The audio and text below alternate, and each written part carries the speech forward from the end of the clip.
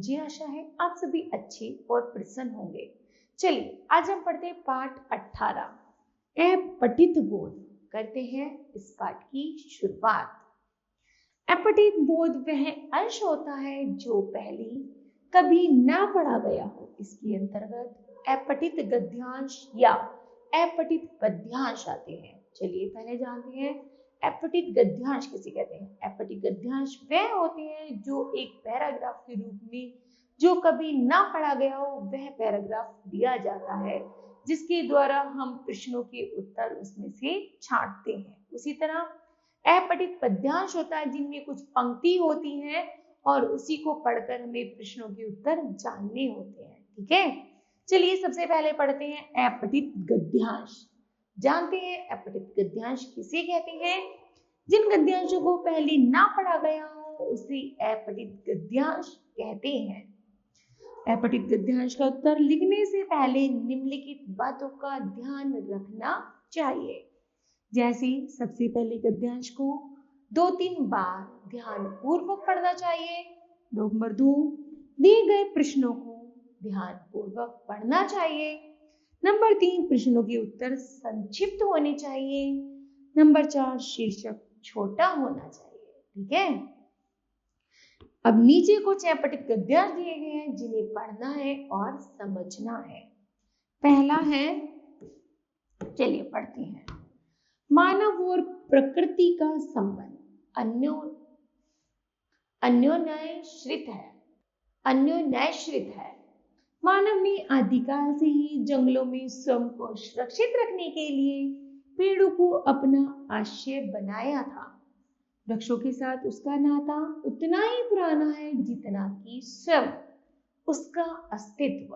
तभी से मनुष्य ने जाना था कि स्वयं के जीवन को सुरक्षित रखने के लिए उसे वृक्षों को अपनाना होगा।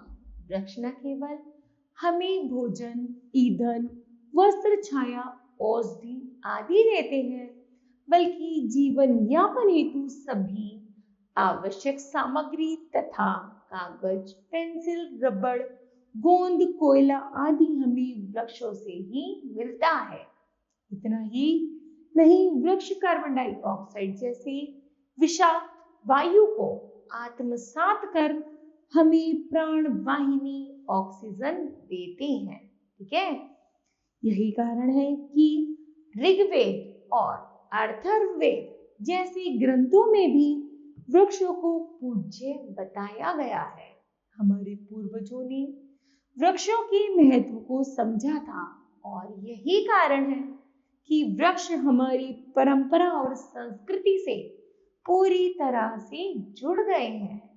आधुनिक जीवन में कई बार हम वृक्षों को महत्व देना भूल जाते हैं और औद्योगिकरण की आड़ में भी बड़ी मात्रा में वृक्षों को नष्ट कर देते हैं।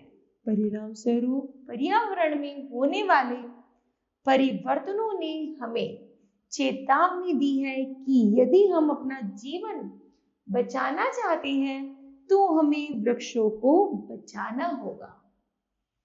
उपयुक्त गद्यांश को पढ़कर पूछे गए प्रश्नों के उत्तर दीजिए। पहला है, वृक्षों से हमें क्या क्या प्राप्त होता है।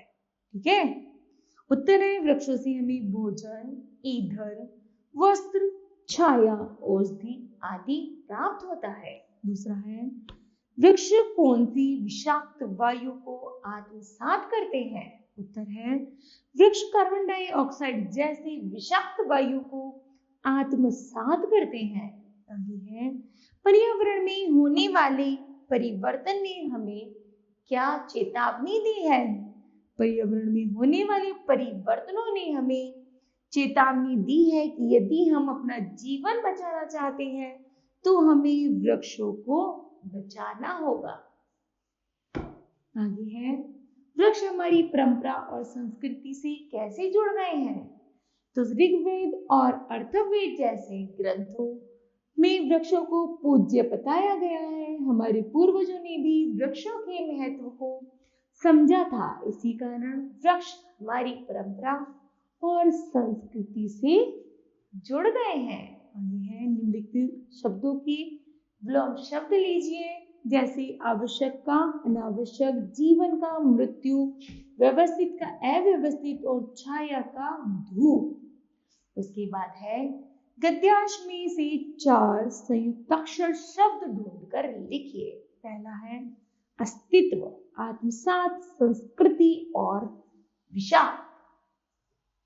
निम्नलिखित शब्दों के दो दो पर्यायवाची लिखिए। जैसे वृक्ष का है तरु पेड़, मानव का मनुष्य आदमी, जीवन का है जिंदगी और प्राण। इस तरह हमें अपठित गद्यांश के पढ़ना है, फिर उसके प्रश्न के उत्तरों को लिखना है।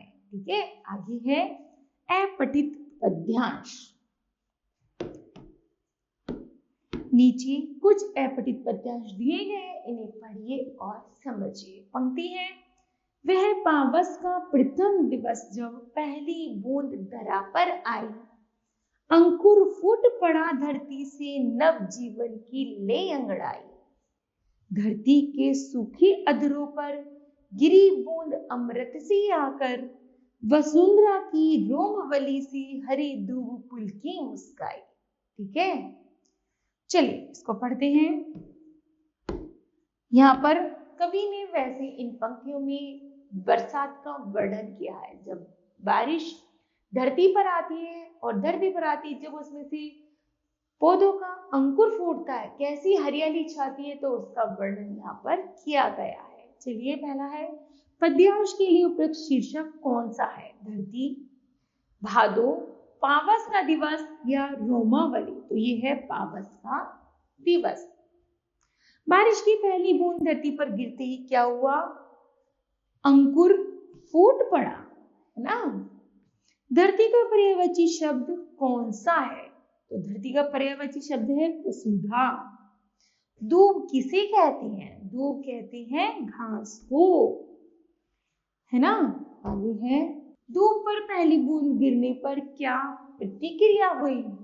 तो वह मुस्कुरा गई, पुलकित हुई, है ना, खुश हुई। ओके, ठीक है। तो इस तरह बच्चों यह पाठ पूरा होता है। मुझे आशा है यह गद्यांश और पद्यांश आपको भली भांति समझ आया होगा। धन्यवाद।